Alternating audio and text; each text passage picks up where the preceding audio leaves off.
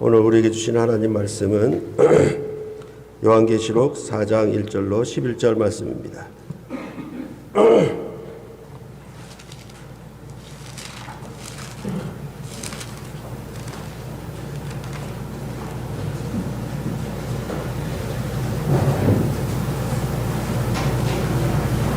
한 절씩 교대로 봉독해 올리겠습니다.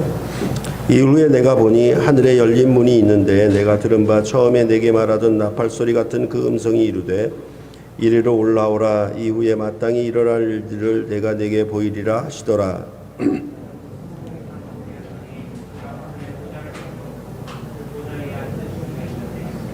앉으신 이의 모양이 벽옥과 홍보석 같고 또 무지개가 있어 보좌에 둘렸는데 그 모양이 녹보석 같더라.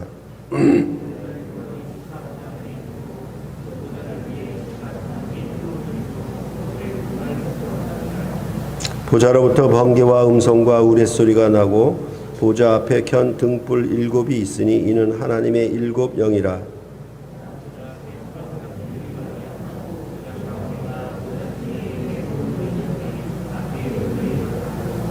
그 첫째 생물은 사자 같고 그 둘째 생물은 송아지 같고 그 셋째 생물은 얼굴이 사람 같고 그 넷째 생물은 날아가는 독수리 같은데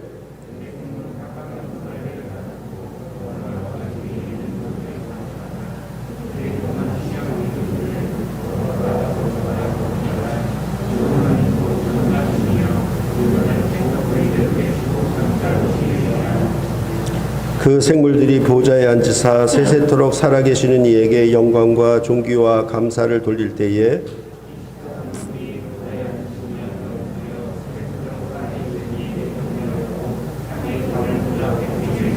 함께 읽겠습니다.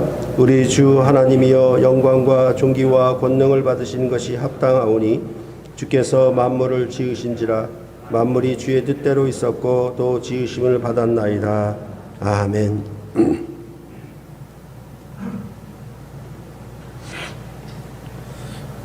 요한계시록은 새하늘과 새 땅을 상속한다라는 그 목적, 그 개념 하에 구약의 출애굽 사건, 즉 애굽에서 나오고 홍해를 건너고 광야를 거쳐 가나안 정복에 이르는 가나안 땅을 상속하는 그런 출애굽 여정과 같은 그런 이미지를 갖고 요한계시록을 기록했다라고 그렇게 보고 있습니다. 늘 말씀드리지만은 이 출애굽 모형, 출애굽 패턴 아니면 뭐 출애굽 프레임 이렇게도 얘기를 하는데 이 모든 것들이 성경을 이해하는 데 있어 기본 그 패턴, 기본 바탕인 것을 늘 기억하고 있으면은 전 성경 전체가 이 출애굽 패턴을 가지고 이야기를 하고 있다라는 것을 여러분들이 참고로 하시고 성경을 읽으실 때 도움을 받기를 바랍니다. 이미 이제 창세기 이후로 구약의 전반적인 것과 신약 성경 심지어 요한계시록에 이르기까지 전체적으로 출애굽기 패턴을 따르고 있다라는 그런 학자들의 논문이 아주 많이 나와 있습니다. 그래서 늘 이런 것들을 볼 때마다 제가 생각이 드는 거는 우리가 아직 그 우물 안에 개구리였었구나 그런 생각을 많이 해요. 이미 많이 밝혀놓은 것을 뒤따라갈 수도 있겠구나 그렇게 생각을 합니다. 여하튼 이렇게 매 시간마다 출애굽 관점으로 요한계시록을 읽어 주십사 이렇게 말씀을 드리는 것입니다. 지난 시간에는 요한계시록 4장과 5장이 요한계시록 전체에서 어떤 역할을 하고 있는지 말씀을 드렸습니다. 4장과 5장의 시작은 4장 1절에 나오는데 이 일 후에 내가 보니 하늘에 열린 문이 있는데 내가 들은 바 처음에 내게 말하던 나팔 소리 같은 그 음성이 이르되 이리로 올라오라. 이후에 마땅히 일어날 일들을 내가 내게 보이리라 하시더라. 이렇게 말씀을 했습니다. 그러할 때 4장 1절에 이 일 후에라고 하는 것은 앞에 나왔던 2장과 3장에 아시아의 7교회와 관련이 있다라고 보시면 되겠습니다. 왜냐하면 내가 들은 바 처음에 내게 말하던 나팔 소리 같은 그 음성이 이르되라고 말하기 때문입니다.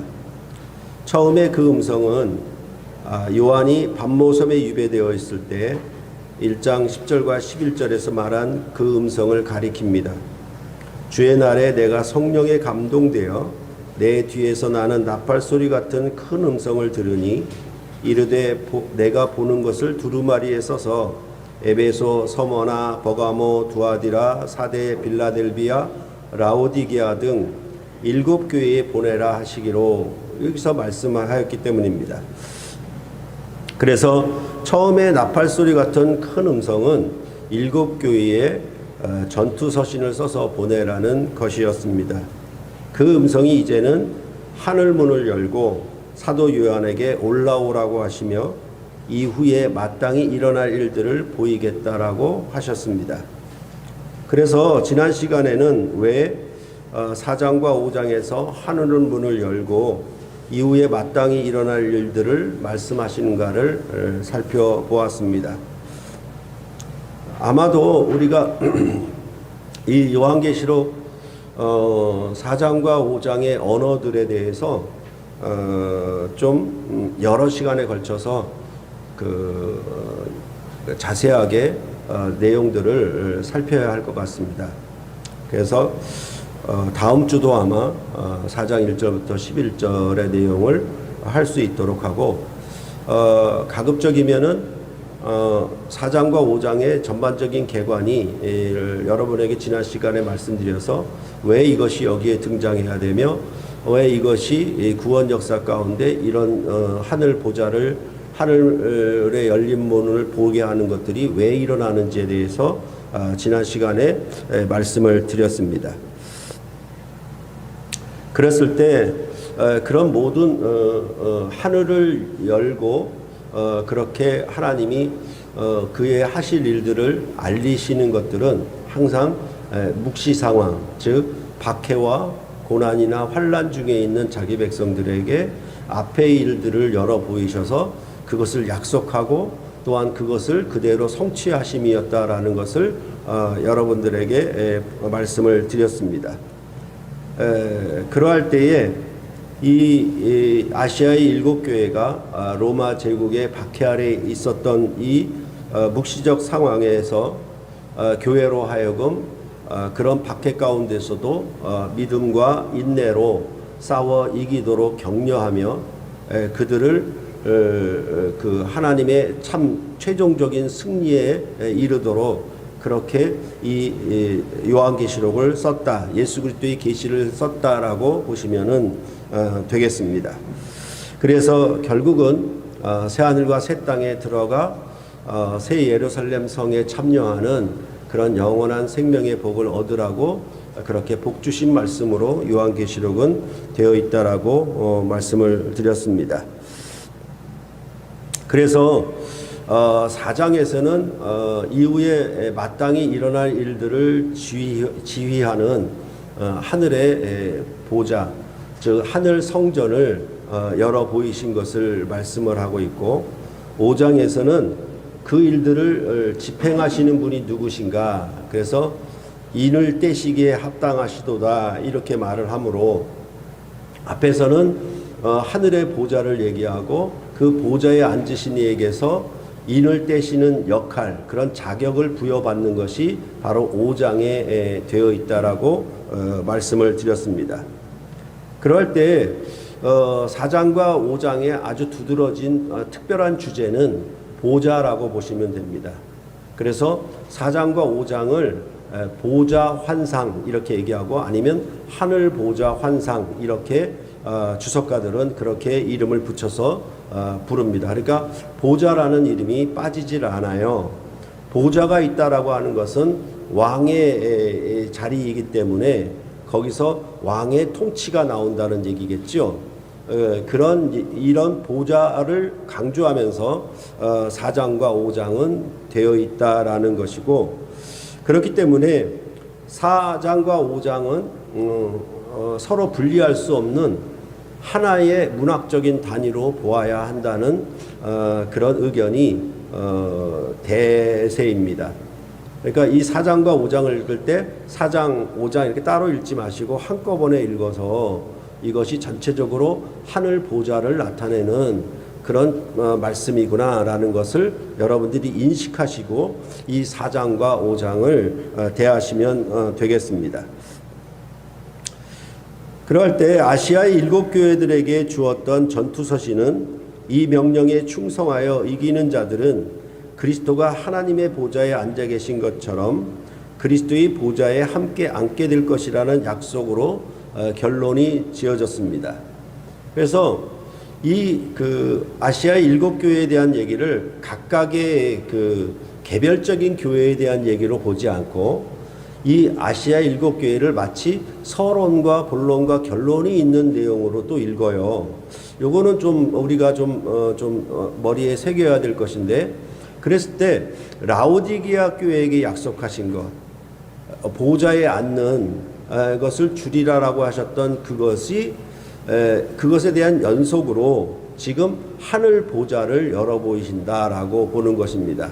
그러니까 7교회의 개별적인 모습으로 각기 부분적인 얘기가 아니라 이건 전체를 통해서 아시아 7교회에 주는 메시지의 결론이 보좌에 함께 앉게 하여 주리라는 결론으로 이루고 있다라고 그렇게 보는 관점이에요. 이것은 저도 좀 매우 좋다고 생각을 해요. 그러니까 여러분들이 그렇게 생각을 하고, 그러면 아시아 7교회의 보좌에 앉는 그런 것이 무엇인가라고 했을 때 이제 4장과 5장에서 하늘의 보좌를 열어 보이시는 그런 것으로 이어진다라고 보시면은 여러분들이 그 맥락을 잘 이해하실 수가 있겠습니다. 그럴 때에 이제 아시아 7교회들에게 인내하도록 용기를 불어넣기 위해 하나님의 보좌를 희미하게 보여주는 것이라고 앵커 주석을 쓴 크레이그 퀘스터가 이렇게 말을 했습니다. 그러니까 이런 표현들이 항상 말씀드렸듯이 구약과 신약의 대비가 이루어지지 않고 있기 때문에 이런 얘기들을 해요. 그러할 때에 사실은 오늘 본문에서도 이리로 올라오라 이렇게 말씀하신 것 자체도 그냥 불렀나 보다 이렇게 여러분들은 생각하실지 모르지만은 이것을 하늘문을 열어놓으셨던 구약 배경을 가지고 와서 이리로 올라오라를 읽어내면 이거는 이전에 없었던 일들이에요. 그러니까 지난 시간에 말씀드렸던 것처럼 야곱은 베델에서 돌베개를 하고 자다가 꿈에서 사닥다리가 하늘에 닿은 것을 보았거든요. 거기에 하나님의 사자들이 오르락 내리락 하는 것을 봤어요. 그러면 그가 보았던 것은 어디서 봤냐면 땅에서 하늘을 본 것이었어요. 올라가서 본 것이 아니에요.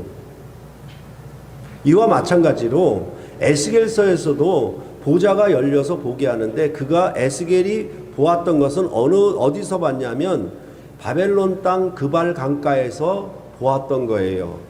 그러니까 에스겔도 하늘문을 볼 때에는 땅에서 하늘을 보았던 거예요.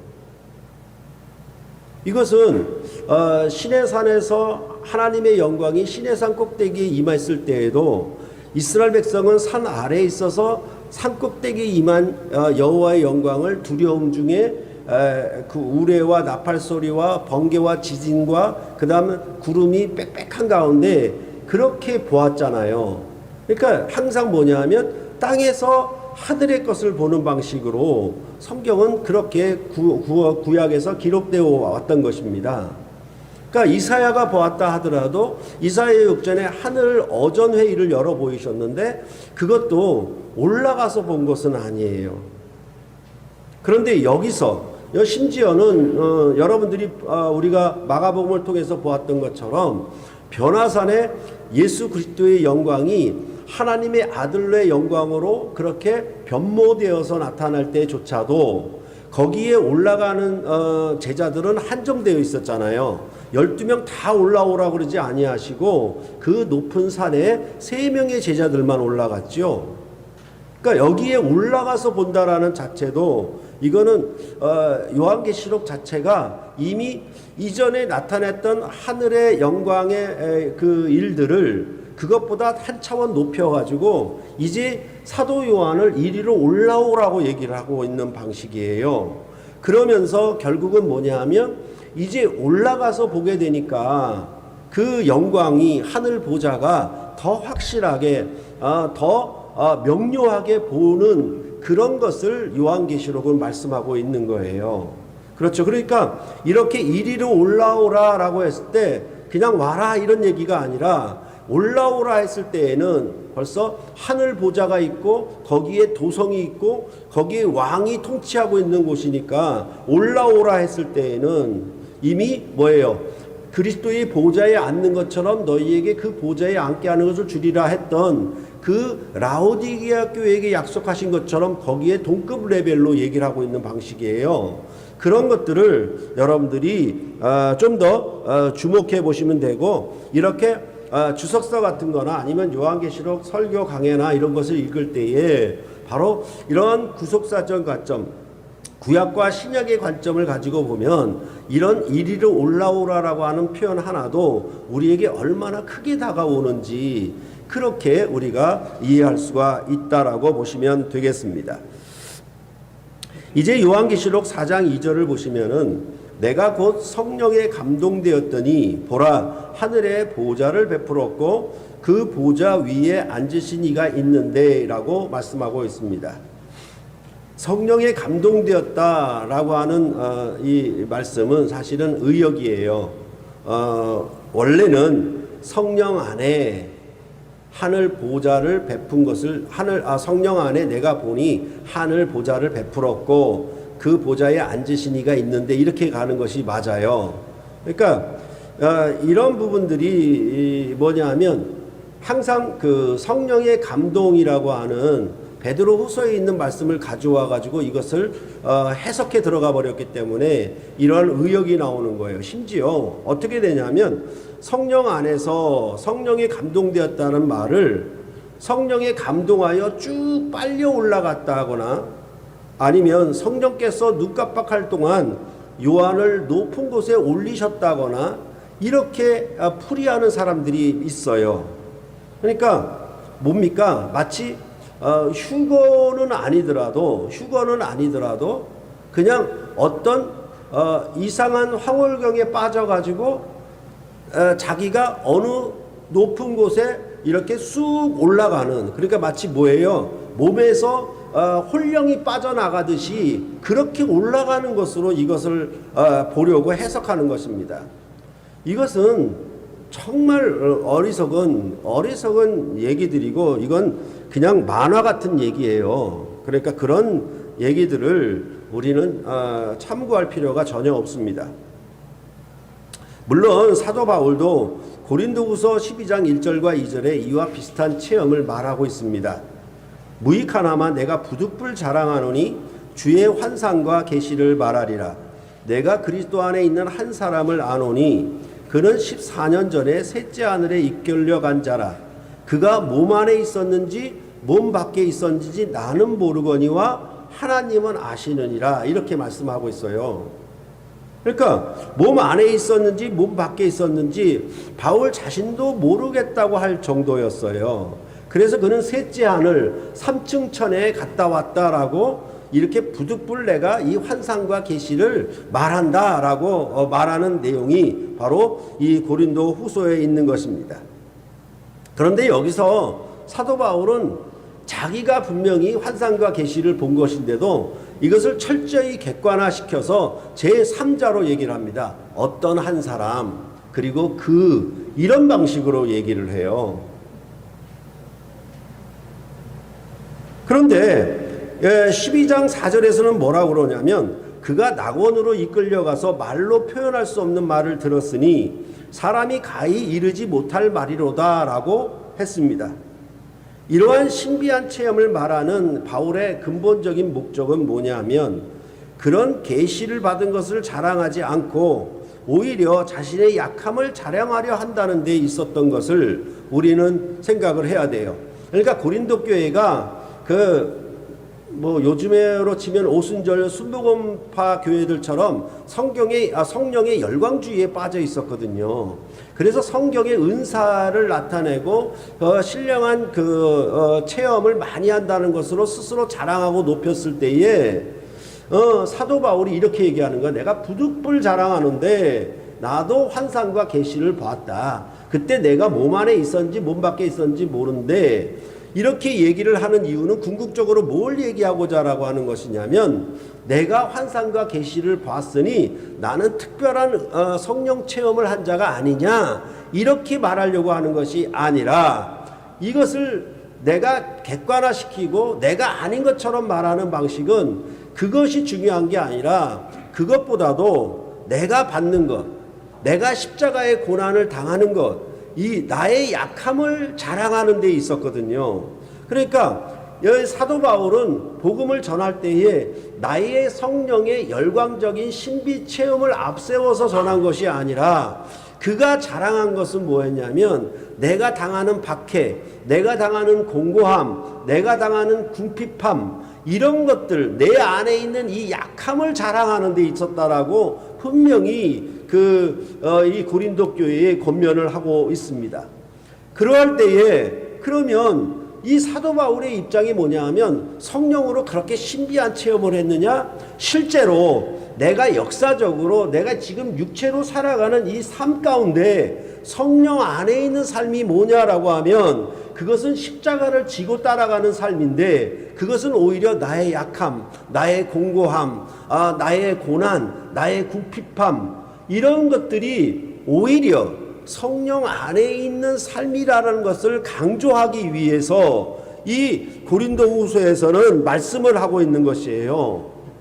그러니까 너희는 어디 뭐 삼층천에 올라가고 뭐 입신을 하고 뭐 어디 내 영혼이 쑥 빠져 올라가서 어떤 이상한 환경과 상황을 보는 것으로 너희는 거기에 빠져 있고 그것을 자랑하는구나. 그러나 나는 그런 일로 복음을 전하고 그런 일로 내 자격이나 내 능력을 앞세우지 않았어. 오히려 나는 나에게 닥쳤던 육체의 약함, 공고함, 이런 고난들을 앞세워 자랑함으로 오히려 이것이 눈으로 볼 수 있고 너희가 만질 수 있는 성령 안에 있는 삶이야, 이렇게 말하는 방식으로 자기는 자기 자랑을 했고 증거했다라고, 그렇게 이 고린도 후서에서는 말씀을 해 주었던 것입니다. 이런 부분들에 대해서 여러분들이 잘 이해를 하셔야 될 것이고, 그러면 왜 여기서 성령 안에 있는 것을 말하고 있는 것인가, 이 점에 대해서 오늘은 거기에 한정해서만 말씀을 드리도록 하겠습니다. 성령 안에 있다라고 하는 이 표현은 요한계시록에 아주 여러 번 등장을 합니다. 이 표현을 따라서 요한계시록의 구조를 나누는 그런 경우도 있습니다. 사도 요한은 예수의 환난과 나라에 동참하는 자로서 하나님의 말씀과 예수를 증언하였다가 반모섬에 유배를 가 있었습니다. 이때 요한계시록 1장 10절에서도 성령 안에가 나옵니다. 주의 날에 내가 성령에 감동되어 내 뒤에서 나는 나팔 소리 같은 큰 음성을 들으니 라고 말씀하고 있습니다. 그 음성은 내가 보는 것을 7교회에 써서 보내라고 하는 명령이었습니다. 그러니까 나팔 소리 같은 큰 음성을 들었는데 내가 보는 것을 이 7개에 써서 보내라는 그런 명령이었어요. 근데 내가 보는 것이라고 얘기를 했잖아요. 그러면 여기 지금 반모섬에 유배되어 있는 상황에서 성령 안에 있었단 말이에요. 성령 안에서 무엇을 보았냐면 아시아의 7교회를 본 것이에요. 그 내용이 어디까지 이어지냐면 요한계시록 3장까지 이어지고, 이제 요한계시록 4장에서 다시 뭐예요? 성령 안에 있는 것이 나오는 거예요. 그러니까 이 1장부터 3장까지 전체를 하나로 묶음으로 보고, 그 다음에 4장에 성령의 안에 있는 것을 얘기할 때에, 그러면 이것을 어디까지 가리키냐면 4장부터 16장까지를 가리켜요. 그것은 이제 하늘의 보좌를 열어 보이시고 이후에 마땅히 될 일들에 대해서 내게 알게 하려고 이것을 보이신 것이니까, 이제 하늘 보좌로부터 인을 떼시기에 합당하신 일찍 죽음을 당하신 어린 양이 이 인을 떼는 일을 집행하는 일, 그 전체적인 일들이 어디까지 진행되냐면 7인과 7나팔과 7대접으로 4장부터 16장까지 통체적으로 이루어지고 있거든요. 그러니까 지금 성령 안에 있는 것으로 무엇을 보게 되냐면 하나님이 7인을 집행하시고 7대접으로 심판하여서 그 세상을 완전히 심판한 내용 전반적인 것을 무엇으로? 성령 안에 있어서 보고 있는 거예요, 지금. 그렇게 이 그 성령 안에 있는 것을 얘기를 하고 있는 것으로 볼 수가 있고, 그 다음에는 이제 성령 안에가 17장 3절에 나와요. 거기도 보면 곧 성령으로 나를 데리고 광야로 가니라. 내가 보니 여자가 붉은빛 짐승을 탔는데 그 짐승의 몸에 하나님을 모독하는 이름들이 가득하고 7머리와 10뿔이 있으며 라고 말하고 있습니다. 그러면 여기 성령 안에 있는 것은 어디까지냐면 17장부터 20장까지의 내용이에요. 거기에는 바벨론과 짐승과 용, 즉 악한 사단을 심판하는 것까지 궁극적인 심판을 다시 한번 뭐라 그럴까요? 추가적으로 보조적으로 확대해서 설명하는 내용이 뭐냐 하면 17장부터 20장의 내용이에요. 그때 그것들을 보일 때에도 뭐라고 얘기하냐면 성령 안에 이렇게 얘기를 하는 방식이에요. 그리고 이제 마지막으로 요한계시록 21장 10절에 성령 안에가 또 나옵니다. 거기 보면은 성령으로 나를 데리고 크고 높은 산으로 올라가 하나님께로부터 하늘에서 내려오는 거룩한 성 예루살렘을 보이니 라고 말씀하고 있어요. 그러니까 여기도 또 성령 안에 있어서 보는데 이제는 뭘 보냐면 하늘에서 내려오는 거룩한 성 예루살렘을 보는 거예요. 이것은 뭐냐 하면 그 21장부터 되었던 새하늘과 새 땅, 그 다음에 거룩한 성 예루살렘, 그리고 거기에 들어가는 자들, 생명책에 기록된 자들, 이 마지막 얘기들을 보는 것을 이제 또 뭘 가지고 얘기하냐면 성령 안에 이렇게 말씀을 하고 있는 거예요.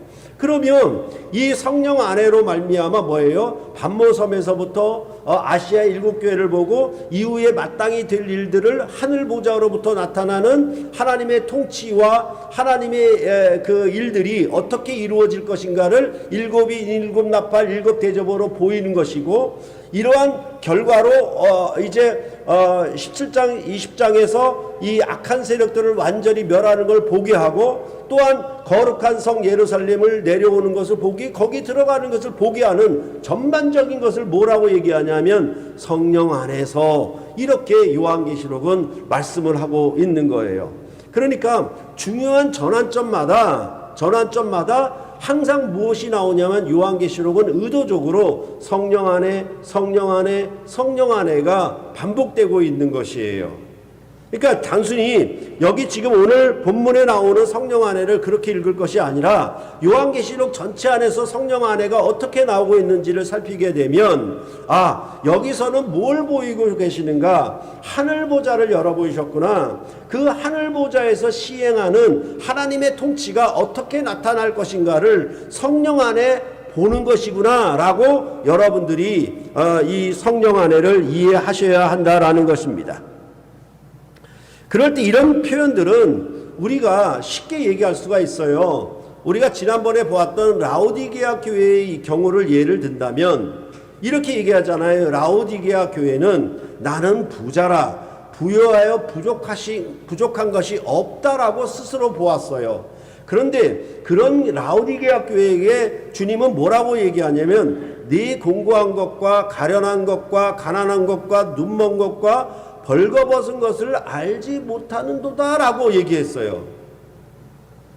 이것은 내가 어떻게 내 영이 어떻게 훅 빠져 올라가서 보았다라는 얘기가 아니고, 지금 라오디게아 교회는 자기는 부요하여 부족한 것이 부자이기 때문에 아무것도 없다라고 스스로 보았는데, 예수님은 뭐라고 그러면 너는 공고하고 가난하고 벌거벗었다라고 본 것이에요. 그러면 이 둘 중에 누가 성령 안에 본 것이냐면 당연히 예수님이 본 것이지요.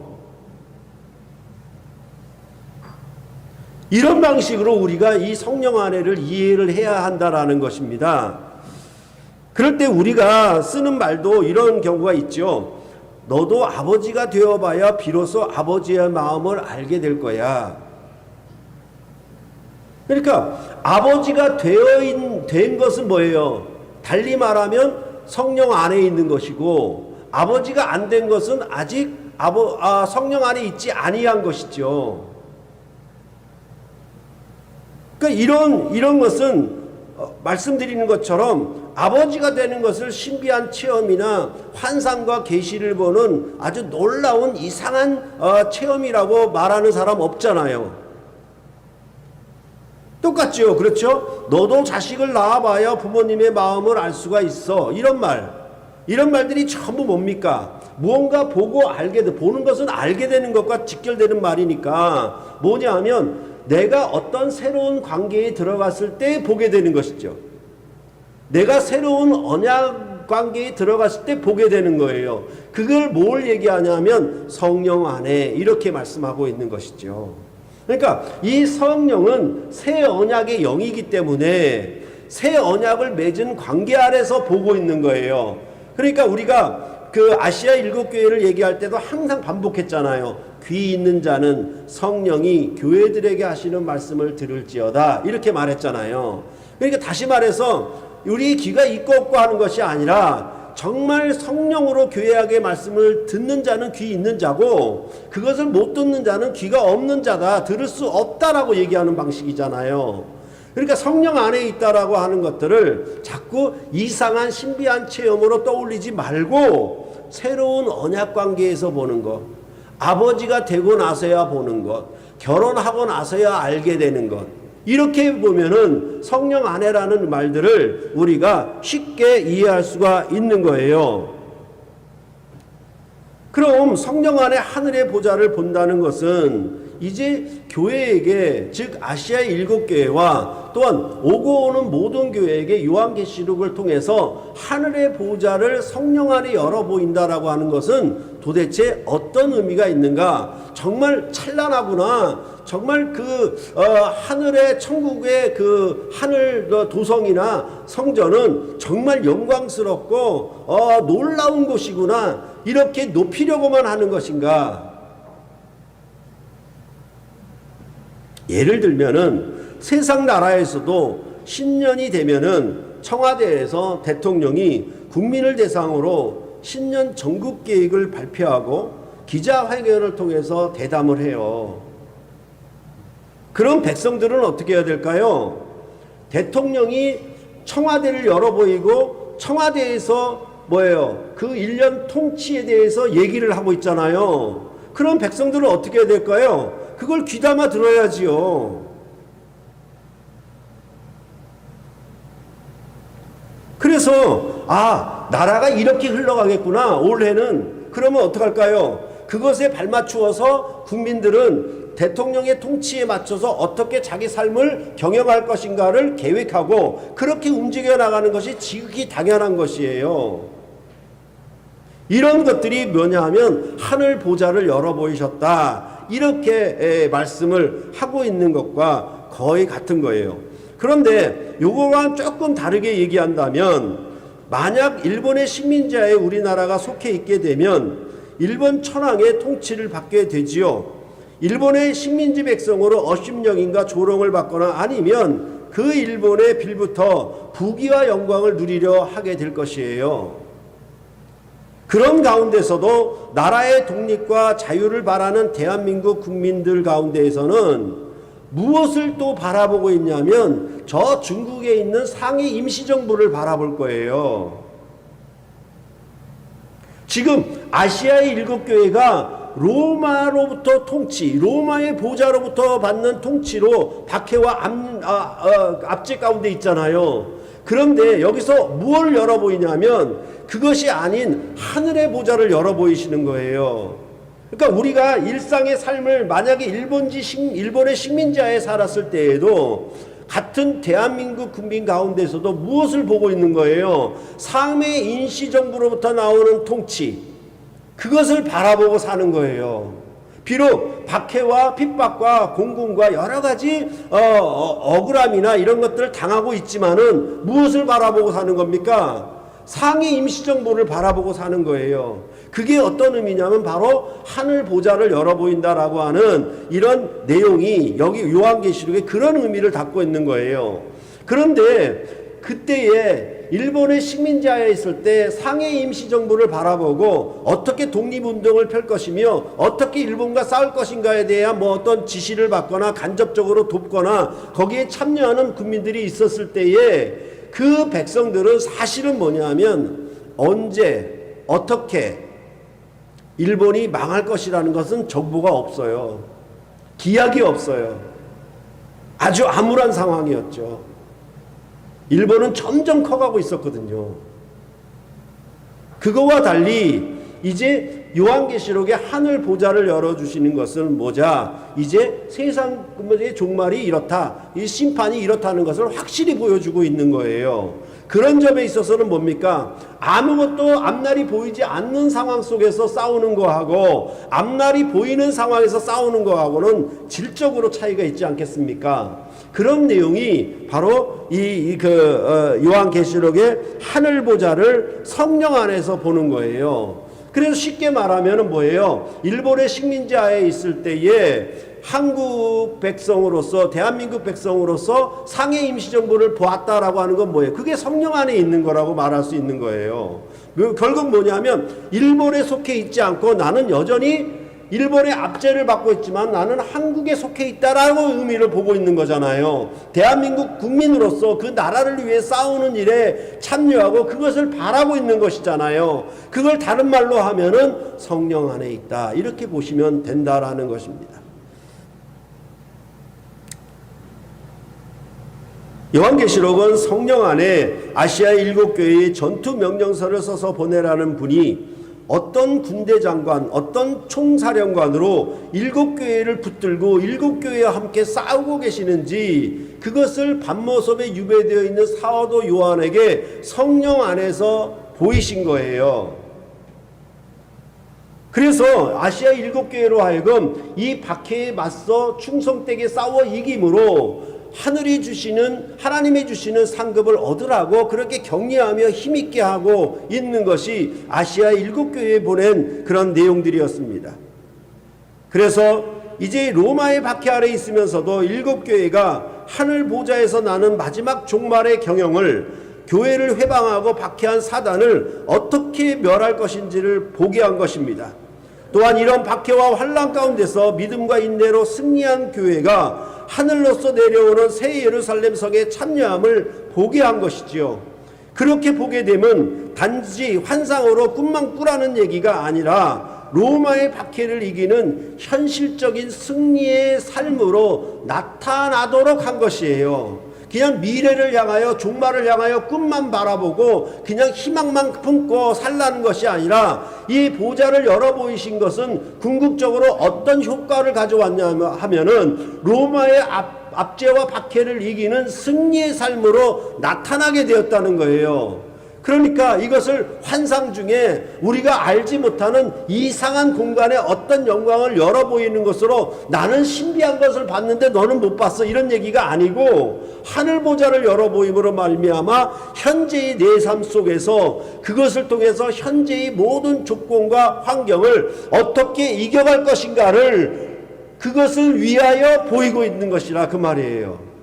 그러니까 지금 우리가 여기를 요한계시록을 읽으면서 이 다음에 죽으며 가서 천국 정말 놀랍고 화려하고 멋지네 이렇게 할 것이 아니라 여기에 하고자 하는 목표는 뭐냐 하면 하늘의 보좌를 열어서 지금 네가 당하는 그 고난 속에서 박해 속에서 이것을 능히 이기고 충성되게 그 영광의 새하늘과 새 땅을 새 예루살렘 성을 상속해라 이렇게 권면하고 격려하고 세우려고 이렇게 열어 보이고 있다라고 말씀을 하고 있는 것입니다. 그러니까 여러분과 저는 세상 나라의 보좌로부터 나는 통치를 받지 않고 사도 요한에게 보이신 하늘 보좌로부터 나오는 통치를 받고 사는 백성이라고 말할 수 있겠습니다. 물론 우리는 청와대의 대통령의 통치를 받고 있지만은 그것보다는 뭡니까? 하늘의 보좌로부터 나오는 죽으시고 부활하사 보좌 우편에 오르신 승천하신 땅의 임금들의 머리가 되신 예수 그리스도의 통치를 보고 그것을 알고 어떻게 볼 수 있는가? 성령 안에서 보고 우리가 그 통치를 받고 사는 백성이에요. 그렇기 때문에 여러분과 저는 성령 안에 있는 것입니다.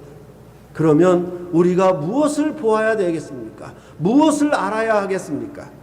오늘 요한계시록에서 하늘 보좌를 보게 되는 것은 여러분과 저에게 어떤 의미가 있는 것입니까? 라고 물을 수가 있겠지요. 그러할 때 지금의 교회는 어쩌면 로마의 권세 아래 있을 때보다 더 큰 환난의 때를 만났습니다. 말씀이 혼잡하고 어지럽게 되어 교회가 공고하고 권면하고 징계를 하는 것도 찾아볼 수 없게 되었어요. 도무지 하늘 보좌로 함께하는 하나님의 통치가 어디에 나타나는지 찾기가 매우 어려운 실정이 되고 말았습니다.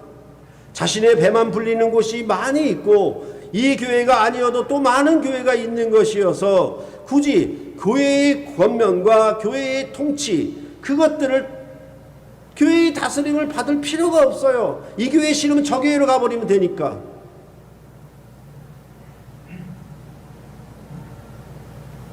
그러니까 자신의 입에 맞는 자신의 구미에 맞는 교회를 찾을지언정 참으로 하나님의 말씀이 그 새 언약의 말씀으로 통치가 나타나는 그런 온전한 교회를 찾는 데 있어서는 우리는 아무런 감각을 갖지 못하는 그런 상황에 그런 환경에 우리는 놓여 있는다라고 현 시대를 우리가 볼 수 있는 것입니다. 교회를 보이는 겉모습으로 찾을지언정 교회가 하늘의 비밀한 지혜를 선포하는 말씀은 별로 중요하게 여기지도 않고 또한 듣지도 못합니다. 썩을 양식을 구하는 일에는 열심이지만 썩지 않는 양식을 구하는 일은 아예 보지도 듣지도 못하는 거예요. 이것도 발을 바꿔 얘기하면 썩는 양식을 구하는 것은 육체 안에서 보는 거예요. 그러나 썩지 않는 양식을 구하는 것은 성령 안에서 보는 거예요. 이것은 이상한 황홀경에 빠져서만 보는 것이 아니라 우리의 현실적인 삶 속에서 내가 무엇을 선택하며 내가 어느 길로 가야 할지에 대해서 분명하게 여러분들은 성령 안에 있는 것인지 육신 안에 있는 것인지에 대해서 분별하며 갈 수 있다라고 이렇게 말할 수가 있는 것입니다. 특히 코로나19로 인해서 교회는 세상으로부터 더욱 큰 핍박과 멸시를 받고 있습니다. 이번에 오미크론 코로나 바이러스도 목사 부부의 거짓말로 인해 막지 못하고 전염이 계속되니까 교회가 한꺼번에 조롱과 멸시의 대상이 되고 말았습니다. 별 이상한 얘기를 가지고 다 욕을 해요. 근데 여러분도 꼭 이건 물론 잘못을 했어요. 그렇죠? 그 방역에 협조하지 못한 것은 미처 대처하지 못한 것은 잘못한 것이죠. 하지만 교회가 잘한다고 해서 세상으로부터 칭찬을 얻을 것 같습니까? 아니에요.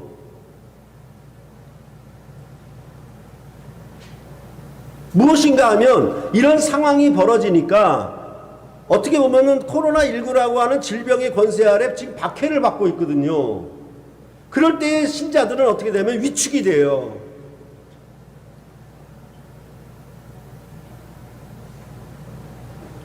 그래서 세상 나라의 평가와 기준에만 정전긍긍하며 거기에만 맞추려고 하게 되는 사람들이 생겨나는 것입니다. 이러한 경우일수록 하늘 보좌가 열려 보이며 성령 안에 있는 자들이 되어야 하는데 아무런 감각이 없이 판단하고 행동하는 일이 발생하기 쉽습니다. 교회에서 대면 예배를 드리는 것이 마땅한데 그런 경우는 엄격하게 코로나로 인한 잣대를 대어 피하려고 하지만은 개인이나 가정과 직장의 생활은 그리 엄격하게 잣대를 대지 않아요. 어디 코로나로 인해서 가정에만 박혀 살았나요? 다 왔다 갔다 하잖아. 놀러 갈 때 다 가고. 그러면서도 유독 교회에 나와서 예배 드리는 것만큼은 왜 거기다가 엄격한 기준과 잣대를 들이대는 겁니까? 이게 뭐냐 하면 바로 성령 안에 하늘 보좌를 열어 보이는 이러한 삶들이 자기에게 나타나고 있지 않은 증거들이에요.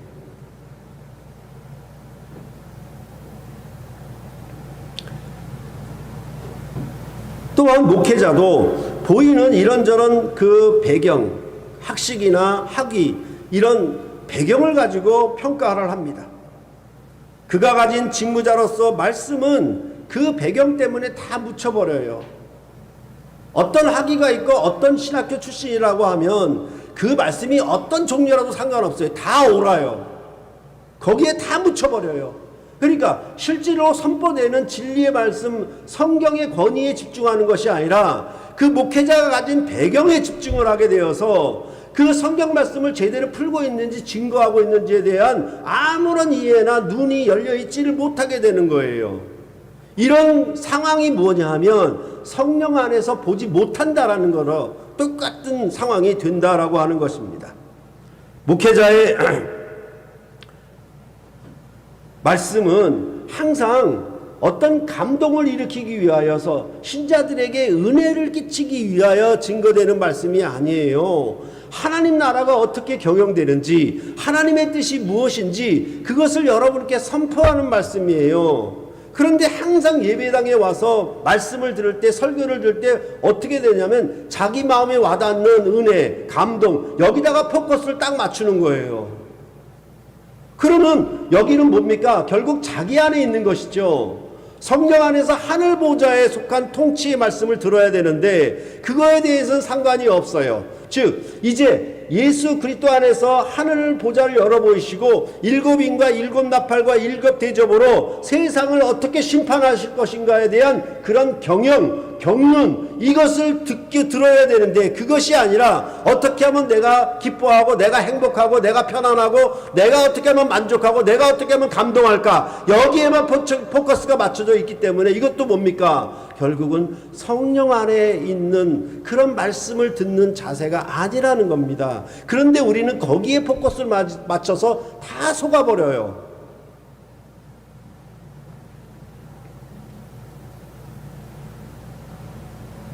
목회자의 행위가 부도덕하면 물론 진리를 증거하는 자체가 부끄러울 수가 있습니다. 그러나 하나님의 말씀은 진리 안에서 성령으로 역사하는 것이지 직무자의 도덕적인 능력 때문에 역사하는 것은 아니에요. 세상이 판단하는 기준으로 직무자를 거절하며 결국 하나님의 말씀을 거절하려는 것입니다. 고린도 교회가 바로 이런 모습이었습니다.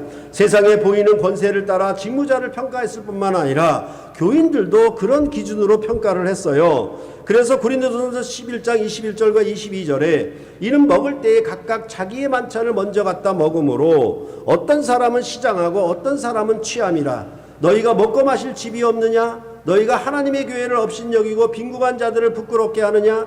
내가 너희에게 무슨 말을 하랴? 너희를 칭찬하랴? 이것으로 칭찬하지 않노라.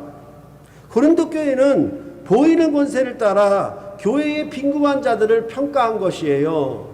그러니까 이게 성령 안에서 새로운 사람으로 봐야 되거든요. 그런데 역시 뭐예요? 이전에 세상의 방식으로 육체의 방식으로 그 기준을 갖고 사람을 그리스도인은 교회인들을 본 것이에요. 그래서 야고보서는 위로부터 오는 하늘의 지혜를 구하는 삶을 살라고 권면하는 거예요. 그것이 곧 성령 안에 사는 자들이기 때문에 그렇습니다.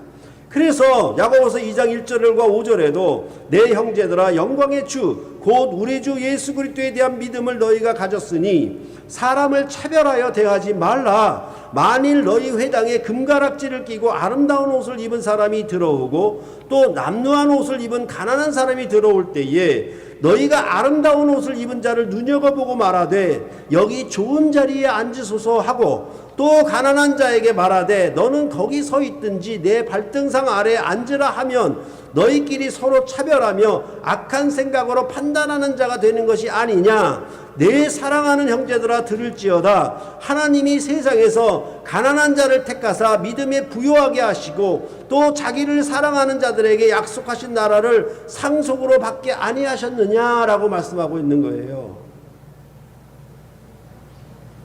제발 우리가 태어나면서부터 가져왔던 육신의 눈을 가지고 성도들을 평가하고 점수를 매기지 말라는 거예요. 그가 부자이면 아주 융숭하게 대접을 하고, 그가 가난하고 뭐 학식이 모자라면 아주 천하게 여기고, 이런 차별을 하지 말라는 거예요. 성령 안에서는 이렇게 보는 관점이 없어졌다, 사라졌다, 끝냈다라고 말씀하고 있는 것이 성경의 가르침이에요.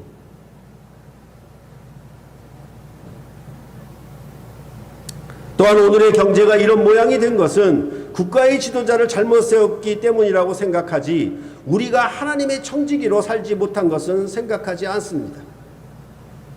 그러니까 세상 돌아가는 것, 왕이 잘못한 것, 회사가 잘못한 것, 이런 것에만 우리가 신경을 써요.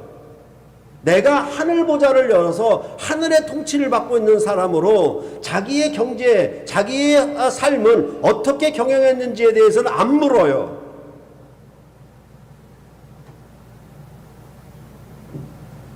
그러니까 이런 얘기를 나오는 것은 결국은 뭐냐 하면, 국가가 자신의 안녕과 평안을 주는 궁극적인 대상이라고 보기 때문에 그래요. 하늘 보좌로부터 나오는 걸 생각하지를 않아요. 이런 것들은 결국은 뭐냐 하면, 일본의 식민지 하에 일본 천황을 복종하고 순종하는 것과 똑같아요. 일본의 빌부터 사는, 그쵸? 친일파랑 똑같은 거예요, 결국은. 우리는 그런데 감각이 없어요, 그런 점에 있어서. 거의 다 상대방의 약점을 공격해서 자신을 정당화시키는 방식으로 살고 있습니다. 지도자를 공격해서 자신을 세우려고 하지 하나님의 거룩을 추구하지는 않습니다. 그러나 세상의 환난에도 불구하고 하늘의 권세를 바라보고 그 믿음을 따라 신자가 세상을 이기는 생명으로 사는 것이 하늘 보좌와 연결된 삶인 거예요. 이러려고, 이렇게 하시려고 하늘 보좌를 열어 보이시는 것이에요. 나는 좋은 맨션에 살지 않아. 나는 정말 100평의 아주 화려한 집에, 천국은 이런 집에 사는 거야. 너 여기 와. 이런 얘기가 아니고, 이렇게 열어 보이셔서 하늘 보좌에 합당한 하늘 시민권을 가진 자로서 네 삶을 경영해라. 이런 세상의 환난과 박해 가운데서도 능히 충성하여 이것을 이기고 승리해라. 그렇게 하시려고 열어 보이신다는 것입니다.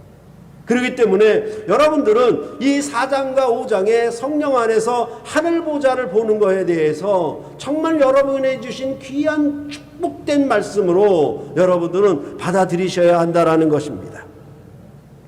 이런 것은 국가뿐만 아니라 가정의 질서에도 역시 마찬가지입니다. 남편의 벌어다주는 수입으로 남편을 바라보는 것입니다. 자신에게 얼마나 헌신적이고 사랑해 주는 것만 평가하려고 합니다. 이것은 남편이나 아내나 다 마찬가지로 그렇게 생각하고 판단합니다. 하늘에 속한 것을 서로 찾기를 격려하고 추구하는 것은 별로 관심이 없습니다. 성경 말씀을 나누고 그 말씀으로 서로 대화하는 경우는 찾아보기 어렵게 되었고, 그저 어떻게 세상적으로 부유하게 될까, 무엇을 맛있게 먹을까, 어디서 맛있는 재미있는 구경거리를 찾아다닐까, 이런 것에는 부부의 마음이 맞는데, 내가 하늘 보좌로부터 나는 음성을 듣고 그 뜻을 따라서 서로 부부가 교제하는 삶들은 정말 찾아보기 힘든 거예요. 그래서 로마의 박해 시대보다도 더 심한 박해 시대를 만났다라고 말씀을 드리는 것입니다.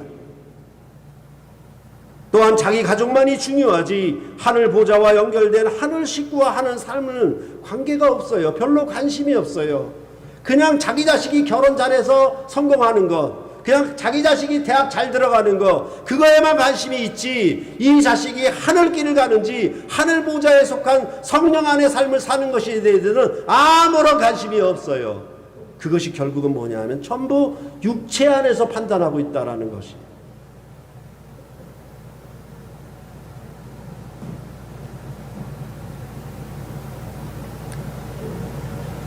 구약의 모세와 아론도 시내산에 하나님의 부르심을 듣고 세상에서 가장 강력한 대국 애굽의 바로왕 앞에 서서 하나님의 말씀을 전했습니다. 다메섹으로 가던 중 부활하신 주님을 만나 사도로 부르심을 받은 바울도 로마의 엄청난 강대국의 황제 앞에 서기 위하여 그는 로마로 가기를 경영했습니다.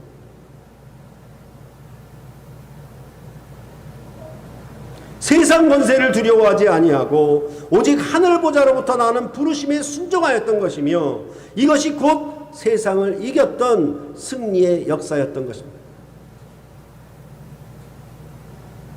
오늘도 여러분은 성경 안에서 하늘 보좌를 보며 그 하나님의 보좌로부터 나는 때가 찬 비밀의 경륜을 보고 알아서 세상 앞에 담대히 하나님의 말씀과 예수의 증언을 위해 힘써 우리의 모든 삶에서 똑같은 현실과 똑같은 환난과 고난 속에서도 이것을 능히 이기는 놀라운 하늘의 시민권을 가지고 사는 삶이 성령 안에서 여러분에게 주어지시기를 간절히 바라고 소원하는 것입니다.